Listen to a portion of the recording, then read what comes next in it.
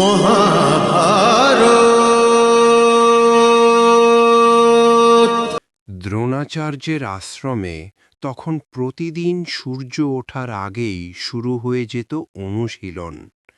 ঘন জঙ্গলের মাঝে অবস্থিত সেই শান্ত আশ্রমে ভেসে আসত ধনুকের টান, তীরের ছুটে যাওয়া শব্দ আর গুরু দ্রোণের দৃঢ় কণ্ঠস্বর। এরই মধ্যে একদিন গুরু দ্রোণ শিষ্যদের একাগ্রতা যাচাই করার জন্য এক অভিনব পরীক্ষা নিলেন।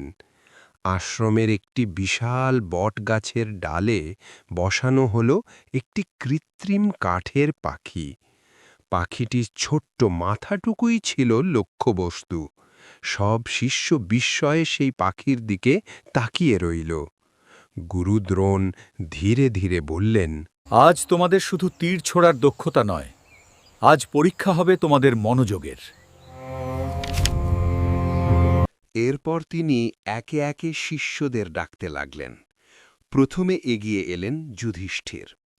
দ্রোণ জিজ্ঞেস করলেন, পাখিটির দিকে তাকিয়ে বলো, তুমি কি দেখছো? আমি পাখি, গাছ, আকাশ, পাতা সবই দেখছি। দ্রোণ শান্তভাবে মাথা নাড়লেন। এরপর ভীম, নকুল, সহদেব, কর্ণ সবাই প্রায় একই উত্তর দিল। কেউ বলল, আমি চারদিক দেখছি। কেউ বলল, আমি আকাশ আর গাছ দেখছি। দ্রোণের মুখ ক্রমেই গম্ভীর হয়ে উঠল। সবশেষে ডাক পড়ল অর্জুনের। অর্জুন ধীরে ধীরে সামনে এসে দাঁড়াল। দ্রোণ জিজ্ঞেস করলেন, অর্জুন, তুমি কি দেখছো? গুরুদেব, আমি শুধু পাখিটির মাথা দেখছি, আর কিছুই নয়। এই কথা শুনে দ্রোণের চোখ আনন্দে ঝলমল করে উঠল। তিনি বুঝলেন এই শিষ্যই সত্যিকারের একাগ্রতার অর্থ জানে। তিনি বললেন, অর্জুন, তীর নিক্ষেপ করো। তোমার অভীষ্ট লক্ষ্যে মন স্থির রাখো। অর্জুন ধনুক টানল। নিঃশ্বাস বন্ধ করে সবাই তাকিয়ে রইল। তারপর সাঁই করে ছুটে গেল তীর। ঠিক পাখির মাথায় আঘাত করল। লক্ষ্য ভেদ হল।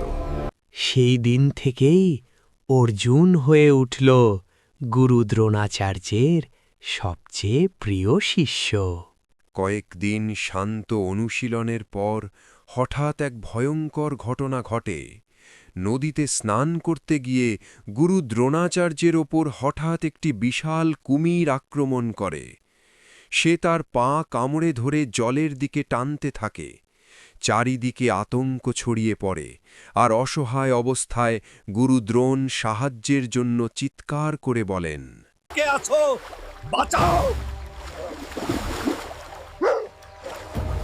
গুরুর চিৎকার শুনে সবাই ছুটে এলেও কুমির দেখে অনেকেই ভয় পেয়ে থমকে গেল। ঠিক তখনই সাহসী অর্জুন এগিয়ে এসে নিখুঁতভাবে তীর ছুঁড়ে কুমিরকে তাড়িয়ে দিল। গুরু দ্রোণ বিপদমুক্ত হলেন, আর তার চোখে গর্ব আর আনন্দের অশ্রু ঝলমল করে উঠল। গুরু দ্রোণ বললেন, আজ তুমি শুধু তোমার দক্ষতা নয়, তোমার আত্মসংযম ও সাহসও প্রমাণ করেছো। এরপর গুরু দ্রোণাচার্য ধীরে ধীরে তার ডান হাত উঁচু করলেন। মন্ত্রোচ্চারণের ভঙ্গিতে গম্ভীর স্বরে বলতে লাগলেন। তার কণ্ঠ যেন তখন আর সাধারণ মানুষের ছিল না, তা হয়ে উঠেছিল ঋষির কণ্ঠস্বর। তিনি বললেন, আমি তোমাকে ব্রহ্মশির অস্ত্র দিচ্ছি। এটি কখনো অহংকারের বা প্রতিশোধের জন্য ব্যবহার করবে না। শুধু তখনই ব্যবহার করবে যখন ধর্ম, ন্যায় ও সত্য রক্ষার জন্য আর কোনো পথ থাকবে না। অন্যথায় এই অস্ত্র পৃথিবীতে ভয়ঙ্কর বিপর্যয় ডেকে আনবে। এইভাবেই অর্জুন অর্জন করল গুরুর আশীর্বাদ। এই মুহূর্ত থেকেই শুরু হল তার শ্রেষ্ঠত্বের এক নতুন অধ্যায়। বাংলা মহাভারত কাহিনীতে আপনাদের স্বাগতম। আজকের ভিডিওটি কেমন লাগলো কমেন্ট করে জানাতে ভুলবেন না। পরবর্তী ভিডিওতে দেখতে পাবেন অস্ত্র প্রদর্শনী, কর্ণ অর্জুন প্রতিদ্বন্দ্বিতা এবং নতুন সংঘাতের শুরু। ততক্ষণ পর্যন্ত ভালো থাকুন, সুস্থ থাকুন। ধন্যবাদ। হরে কৃষ্ণ।